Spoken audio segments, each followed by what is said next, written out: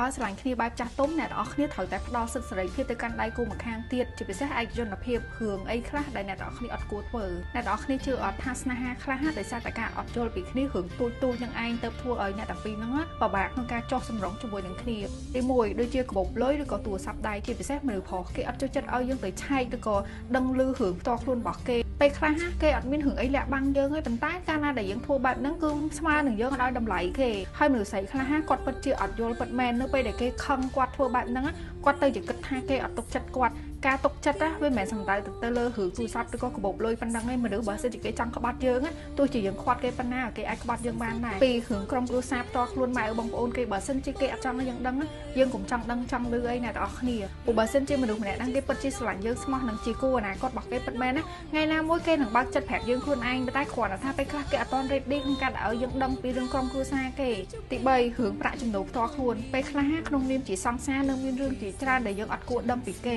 បើបរទេសវិញសូម្បីតែប្តីប្រពន្ធមួយគ្នាគេអត់ដឹងថាប្រាក់ចំណូលរបស់ដៃគូរបស់គេមានប៉ុន្មានដែរអាស៊ីយើងនៅតែគិតថាជាពិសេសមនុស្សស្រីគាត់នៅតែគិតថានៅពេលដែលដៃគូរបស់គាត់លាក់បាំងរឿងហ្នឹងគាត់ជាគេមានអ្នកណាក្រោយខ្នងក្រៅពីយើងហើយ